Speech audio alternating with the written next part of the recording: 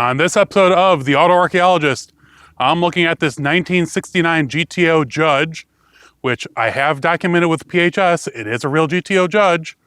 Below is another GTO, and let's see, a few other cars, which we will get into here in a minute. Okay, unfortunately the sun just dipped behind the trees. I mean, it's a better overall, but it was a little bit warmer because it's like 30s where I'm at here in Michigan right now. But we're looking at this 1969 GTO Judge. Like I said in the intro, it is a real GTO Judge. And I'll show you here in a minute why it is in this junkyard.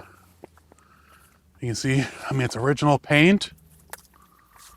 The interior is completely gone, other than a few little tidbits. There's giant holes in the floor, which, you know, that could be fixed nowadays. Here's the back side. I think it has one, yeah, it has one tail light. And then here's a pile of doors for everything you can imagine. Oh, this one still has the door. I forgot that. Okay, and there's another GTO underneath it, a red car with a white vinyl top. That one's still mostly complete. I gotta kind of shimmy my way here. You see the original stripe. See this side. Was it this? Hold on. Yeah, see there's no sticker on the VIN though. Here. But up here, oh geez, that's not good for my camera. Is the reason why, oh geez, it is in the junkyard. I wonder if they're looking for me. The car took an extremely hard hit to the driver's side and pushed this way back. I mean, you can see that where the power steering pump is sitting is now hitting the lower valance. I mean, I understand there's no engine in there, but like the power steering box is right there. But I'll see if I can get over here. You can't really see with this camera. Let me see. There was a or a cowl tag there. See if I can shoot through, because I shot through here last time with my long lens a long time ago. Yeah, you can't see anymore. I moved this hood a long time ago with my friend. The first time I was here and took a picture of the cowl tag. And it is, like I said, a real GTO Judge sitting in a junkyard. Oh, why is it all weird? There we go. And then we'll finish up this little row right here, because the middle over there is a whole nother ball game. Okay, I don't know. There we go. Chevy Nova 4-door. Here is a pair of Gremlin X's. My friend Seth has a Gremlin that is in better shape than these, but probably could use a lot of cool parts. These are both extremely rough. But like that one still has interior. This one does not have a lot of interior left. Maybe I should grab him Gremlin X badge. Ooh, AM radio. Automatic on the column. Real screamer. And here is like a 63 or 4 Nova convertible. This one's a little rusty. And most of the interior is gone out of it. But still, they don't make them anymore. Oh, we're getting some warmth here. Corvette. We'll finish up this area with the Mustangs. And a Cougar, I think. But yeah, here's Oh, and that's right. There's two Le Manses over here. Oh, Mustang notchback. No, they're both Mustang notchbacks.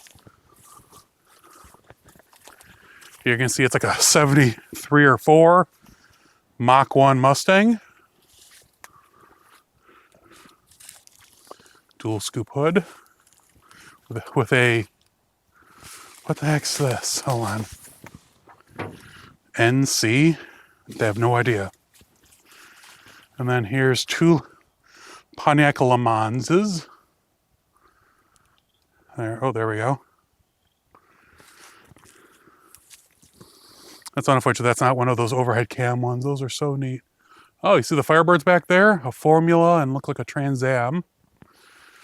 And then, oh, that's right over here. We'll finish on the Torino. This right here is like I think it's a 69 Torino Fastback. Or Fairlane, whatever you want to call it. I always thought these looked good. They're so underappreciated though. That's unfortunate. This one is in extremely rough shape. But probably good for parts eventually. Ooh, there's a Camaro 327 front end.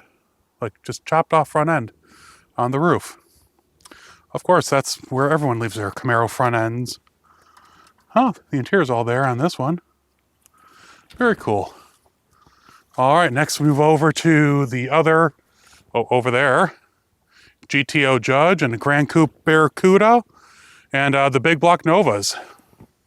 In all of my travels through all the junkyards, very few vehicles reach the level of a 69 GTO Judge in carousel red sitting in the junkyard. Now, I have found other GTO Judges in the past few years, but this was the first. Right here in 2014 in the summer, the yard owner allowed me the opportunity to go through and document what he had in there.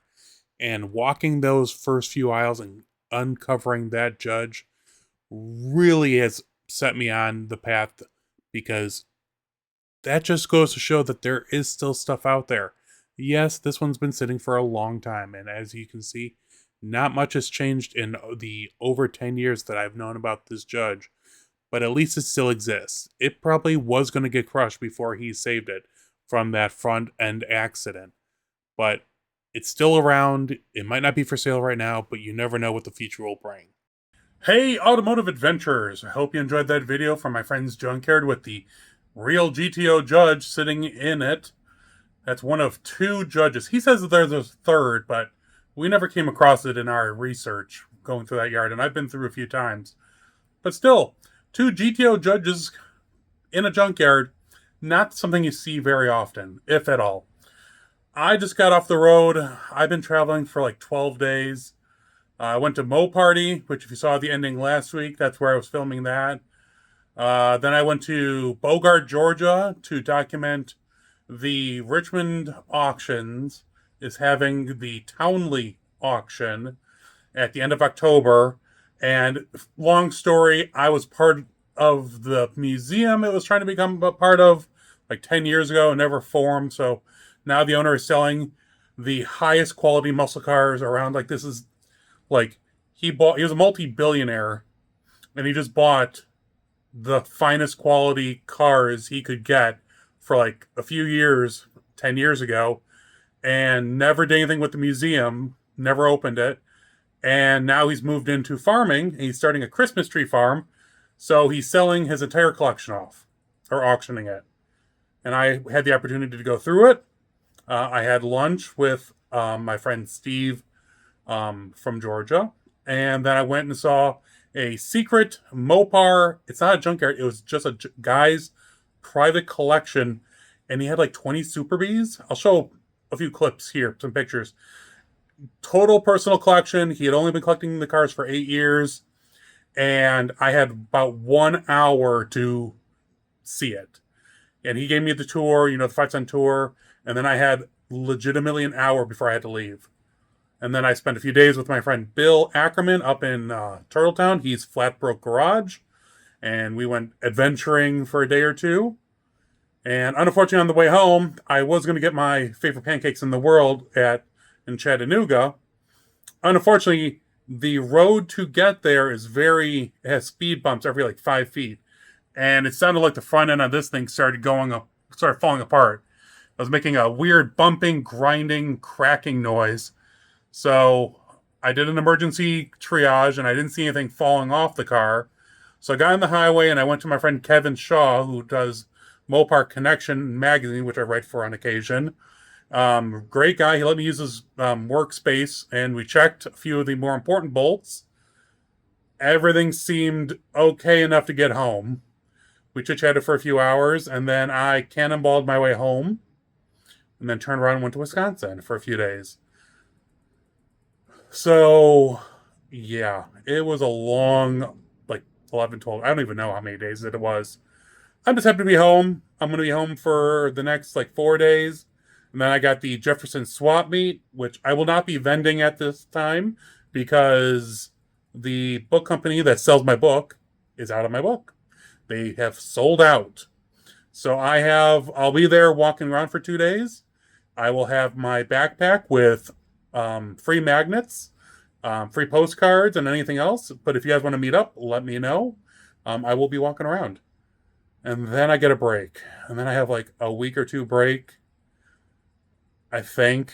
And I'm hopefully going to be working on the blue car's going in for repairs tomorrow. The green car I'm going to start working on more seriously. And, the auction place, I went and saw the Townley collection.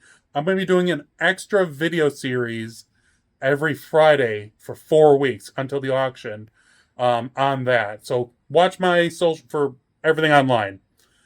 Let me know what you think. What have you guys been up to? How did you guys like Mo Party? Am I insane? Actually, don't answer that last one. It's pretty clear I am. But I will talk to you all soon, you guys. Stay safe.